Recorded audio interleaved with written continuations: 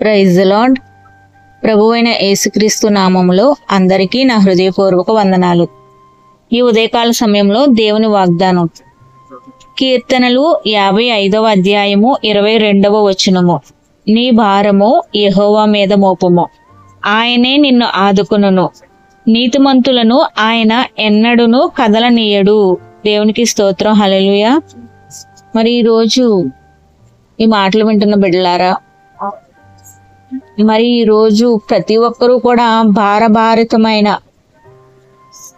జీవితాలనే గడుపుతున్నారు.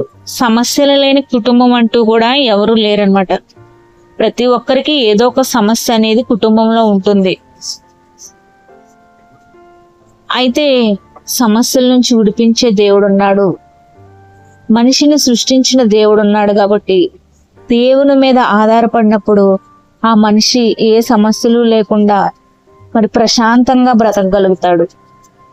ఈరోజు మరి మాటలు వింటున్న బిడ్డలారా, మీరు ఏ భారంతో ఉన్నారో, ఏ కష్టంతో ఉన్నారో, ఏ సమస్యతో ఉన్నారో, ఏ ఇబ్బందుల్లో ఉన్నారో, నీ భారము యెహోవా మీద మోపుము అని దేవుడు ఈ వాక్యం ద్వారా మీతో మాట్లాడుతున్నాడని నమ్మండి. ఈరోజు మీ యొక్క సమస్యలను బట్టి, చింతలను బట్టి చింతించకండి. దేవునికి ప్రార్థన చేసుకోండి. దేవుడు మీకు తోడుగా ఉంటాడు. బైబిల్ గ్రంథంలో హన్నా అనే ఒక స్త్రీ ఉంది. తన గుండెంత బరువుతో, భారముతో నిండిపోయింది, దుఃఖముతో నిండిపోయింది. ఎందుకంటే గొడ్రాలితనాన్ని అనుభవిస్తుంది. గొడ్రాలితనం అనే నిందను తను అనుభవిస్తుంది. పిల్లలు లేని బాధను తను అనుభవిస్తుంది. తన భారం అంతటినీ కూడా దేవుని మీద మోపింది. దేవుని సన్నిధికి వెళ్ళినప్పుడు, అక్కడ ప్రార్థన చేసుకున్నప్పుడు తన గుండెల్లో భారం అంతటినీ దేవుడు తీసివేశాడు. ఎప్పుడైతే తన ఆత్మను దేవుని ఎదుట కుమ్మరించుకుందో అప్పుడు దేవుడు తన హృదయాన్ని నెమ్మదిపరిచారు. అప్పటి వరకు దుఃఖితురాలై శోధనతో, వేదనతో తన గుండె నిండిపోయింది భారంతో.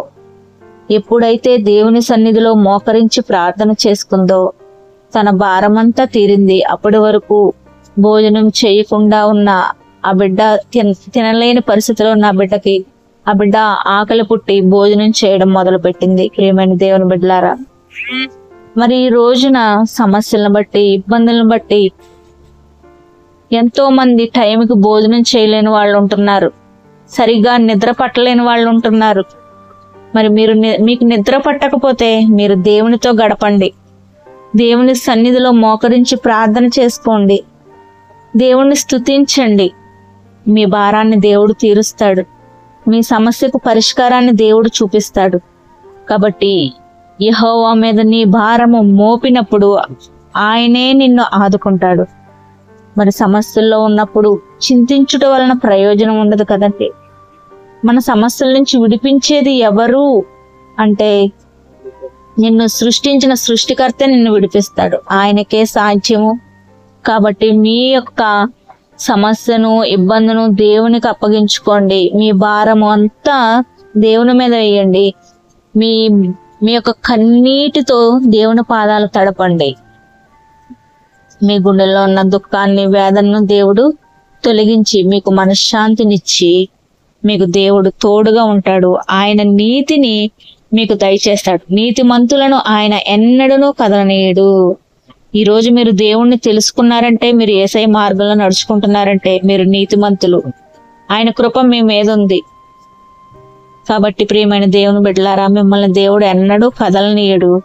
దేవుని రక్షణ మీకుంది. దేవుని రక్షణలో మీరున్నారు. కాబట్టి మీ సమస్యలను బట్టి, ఇబ్బందులను బట్టి మీరు కృంగిపోకండి. మీరు దేవునికి ప్రార్థన చేసుకోండి. దేవుడు ఎప్పుడూ మీకు తోడుగా ఉంటాడు. దేవునికి స్తోత్రం. హల్లెలూయా. ఈ మాటలు విన్న ప్రతి ఒక్క బిడ్డని కూడా పరలోకమందున్న మా తండ్రి, ఈ మాటల ద్వారాగా నాయన, నా మాటలు కాదు నాయన, మీ మాటలు తండ్రి. నాయన, ఏ బిడ్డ అయితే భారము కలిగిన ఆయన ఈ మాటలు వింటుందో ఆ బిడ్డ హృదయంలో ఉన్న ప్రతి భారమును యేసు నామంలో మీరు తొలగించి వేసినందుకే మీకు వందనాలు, మీకు స్తోత్రాలు చెల్లించుకుంటున్నాను నాయన. మరి నాయన, ఈ మాటలో ఉన్న ప్రతి ఒక్క బిడ్డని దీవించి ఆశీర్వదించి మీ కృపాక్షేమంతో నడిపించమని యేసయ్య పరిశుద్ధ నామంలో మిక్కిలి వినయంగా అడిగి వేడుకుని నమ్మి ప్రార్థించి పొందుకుని ఉన్నాము మా ప్రియ పరలోకపు తండ్రి. ఆమేన్. God bless you.